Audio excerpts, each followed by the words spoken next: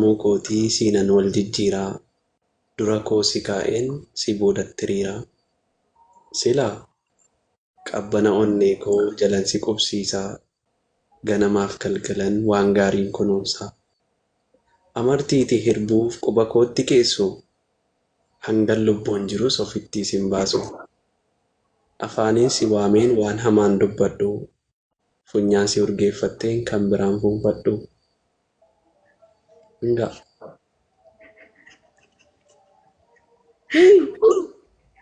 Wayne simbuloo kan jedhame dhume.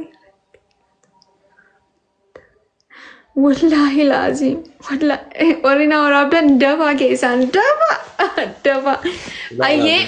Ayyee galatoomi bro. Thank you so much. Thank you galatoomi. Argitanii ana gantuu ta'e moo si gantuu ta'e rabbeedhaati.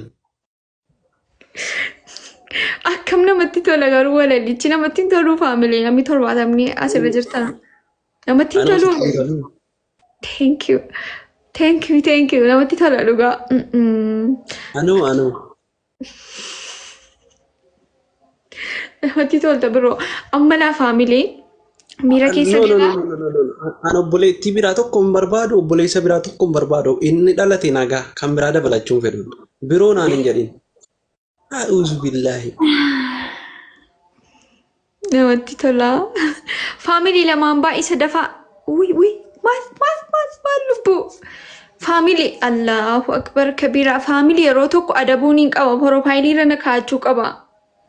Yookaan tokkummaa profaayilii irra godhachuu qaba. Yookaan tokkummaa profaayilii irra godhachuu qaba. Yookaan ana yookaan tokkummaa. Tokkummaa wallaahi utuman cadhu. Jechuun adabbiidhaan alatti callisee akkanattuu nan godhadha.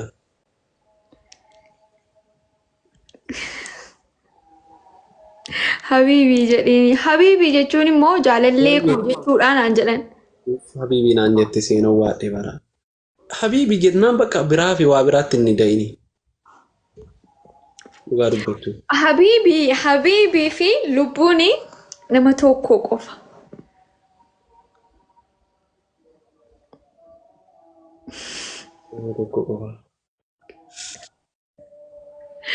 Amma gammaddeetaa ishee amma isan jedheen gammaddeetaa ansi gammachiisuudha lubbuu hojiin koo. Laa maaleesh aan gammachuu hin qabu dhugaa dubbachuu. Lubbuu barreessi. Lubbuu arraba keeratti barreeffame moo lubbuun bakka hanga al tokko jettee miti? Hai. Gurbaan bareedaadha jedhiini eenyutu endee qorataan bareedaadha. Eena. Oo.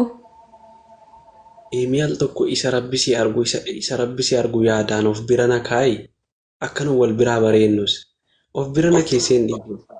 Mee yaadaan ilma keenya sangafaa bira taa'e mataa isaa qaqqabe al tokko yaadaan akka. Yaaduu bari kati yaaduu bari. Namni jaamiti bara yaadaa waa arga waan ta'eef yaaduu baristi. Lubbuu yaaduu? Lubbuu. Ana ammoo eenyuun jiraata lubbuu?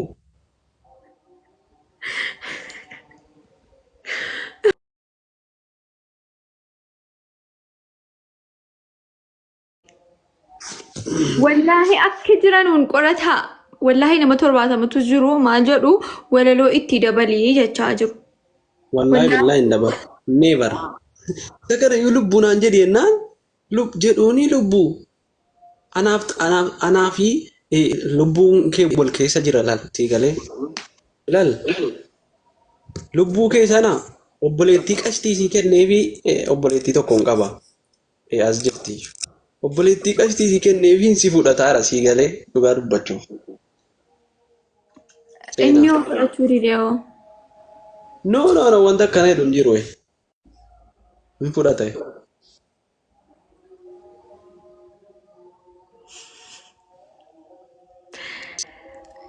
maal jettu faamilii?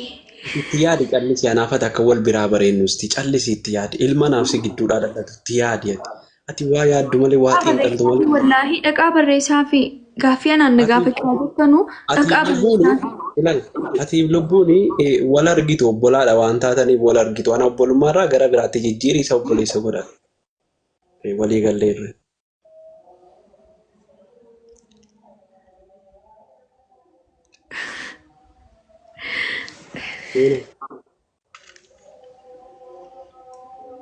Seena.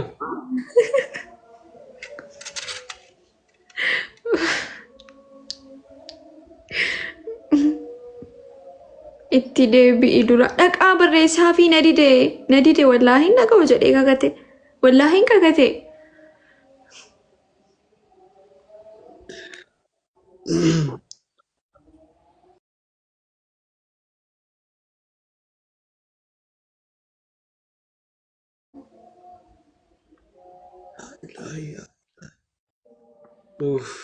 Gubanne yaa Rabbi yaa Allah akka mana kira.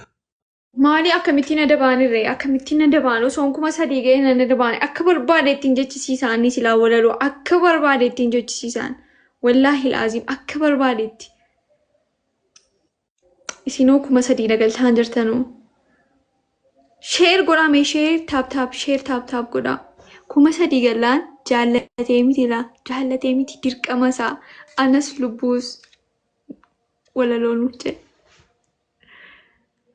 Namni 80 sheer kuma sadii kuma lama goonu. Ilma keessee abdii jirtaa gameessa ilma jaalladha. Doktara sana ni dhiiste.